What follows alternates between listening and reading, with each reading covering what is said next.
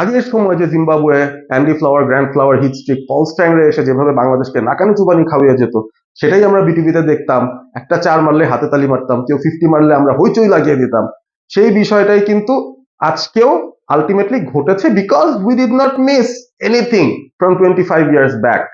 25 বছর আগে যা এখনো ঠিক তা, বাংলাদেশ বিটিভির মান সম্মান রক্ষা করেছে বলা যায়।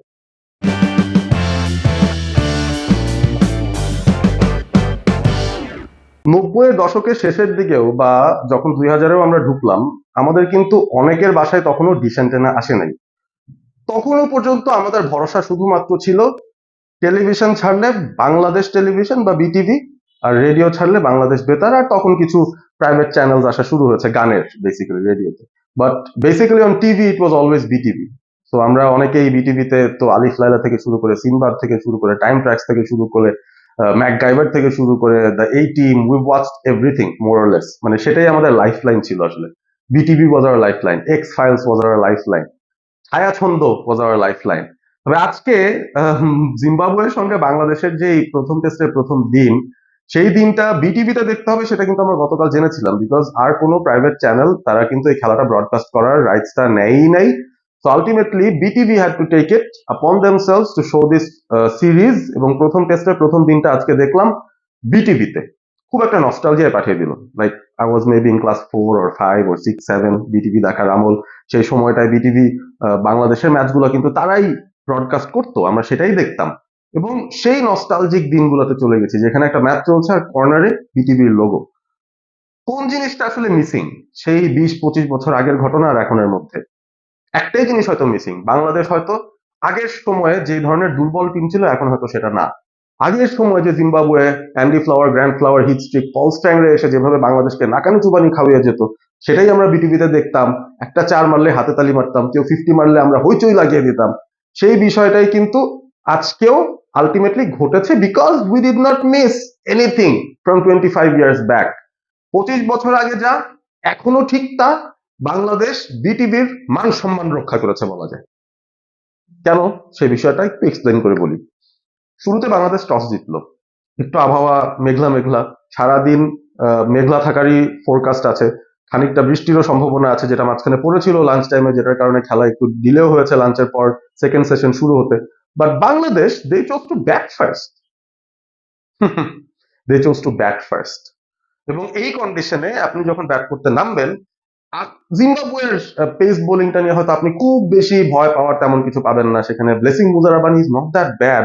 কাগিসো রাবাদার গরিব ভার্জন অনেকে তাকে বলে।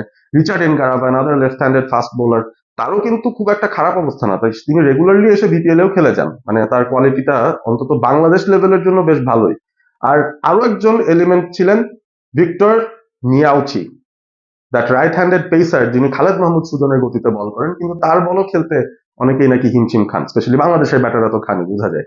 Bangladesh went into bat first. আমি গতকালের একটা ভিডিওতে বাংলাদেশের ওপেনারদের নিয়ে একটা বিস্তর আলোচনা করে বলেছিলাম পরিসংখ্যানগত দিক থেকে তাদের সমস্যাটা কোথায়, ফর্মের দিক থেকে তাদের সমস্যাটা কোথায়, আদতেই কি তারা টেস্ট ক্রিকেটে বিলং করেন কিনা, সেটাই একটা প্রশ্ন রেখে আমি দিয়েছিলাম। আজকেও তারা প্রমাণ করলেন বোধহয় তারা টেস্ট ক্রিকেটে বিলং করেন না, সেই ক্যালিবারটাই বোধহয় তাদের নাই। সাদমান এবং জয়, তারা দুজন আজকে সুযোগ পেয়েছেন, দুজনই 12-14 রান করে আউট হয়ে গেলেন।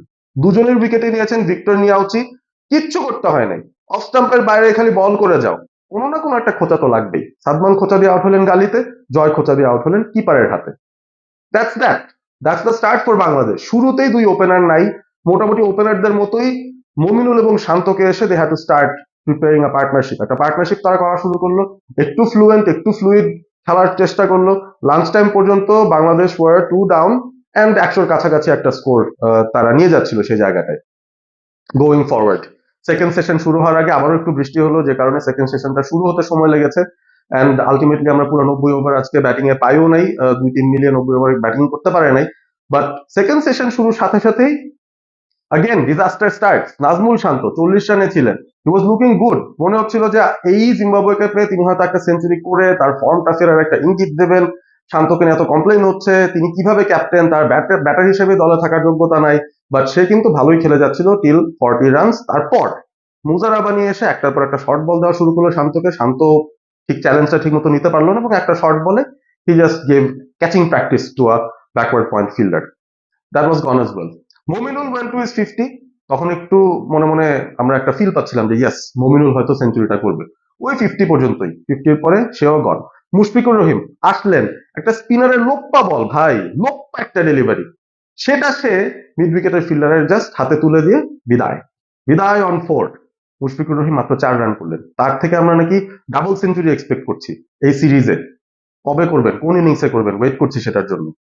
যাই হোক, মুশফিক গন, শান্ত গন, মমিনুল গন, সাদমান জয় গন, টপ অর্ডার অ্যাবসলুটলি গন। জাকের আলী, অনেক, মেহেদী মিরাজ, তারাও কিন্তু টিকতে পারেন নাই। জাকের আলী তাও চেষ্টা করছিলেন, মিরাজ তো আউট হয়ে গেলেন, মিরাজের পর তাইজুল এসে তিনিও আউট হয়ে গেলেন, জাকের আলীও পারলেন না। Hasan Mahmud was trying to show his test calibre, batting এ কিন্তু রিসেন্টলি তার একটা ভালো ইমপ্রুভমেন্ট হয়েছে আমরা দেখেছি, but that wasn't good enough. দিন শেষে মাত্র 191 রানে বাংলাদেশ অল আউট, জাস্ট 191। বিটিভির দিনগুলোর কথা মনে পড়ে?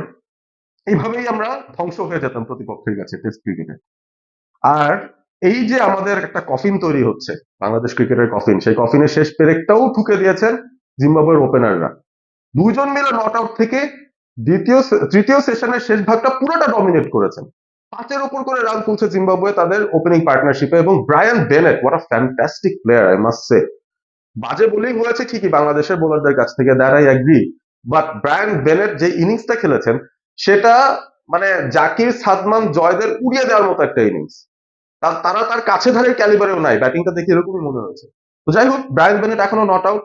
তার যে পার্টনার আছে, one of the Curran brothers, যে জিম্বাবুয়েতে খেলে, Ben Curran, he is the other opener, the left handed. এই right hand left hand combination মিলে নট আউট থেকে তারা কিন্তু দিন শেষ করে চলে গেছে। 191 রান ছিল, তো সেখান থেকে তারা মোটামুটি ডেফিসিটটা কমিয়ে 132-এ নিয়ে এসছে। অর্থাৎ they already score 60+ runs in a very few overs that they played third সেশনে। অ্যান্ড বাংলাদেশ শুরুর দিনেই তারা কিন্তু পিছনে পড়ে গেছে, একদম টেস্টটাতে একটা ব্যাকফুটে যাওয়ার মতো সিচুয়েশনে চলে গেল জাস্ট ডে ওয়ান শেষে। Very very disappointing, very disappointing.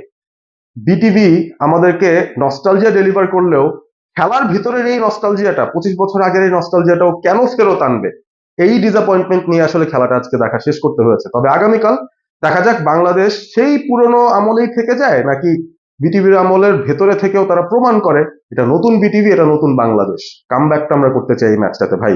জিম্বাবুয়ের কাছে অন্তত হারা উচিত না টেস্টে, অন্তত জিম্বাবুয়ের কাছে না, please guys, take it seriously. আপনারা রয়েছেন অলস্পোর্ট এবিপির সঙ্গে। Stay awesome, stay all sport with all sport ABP.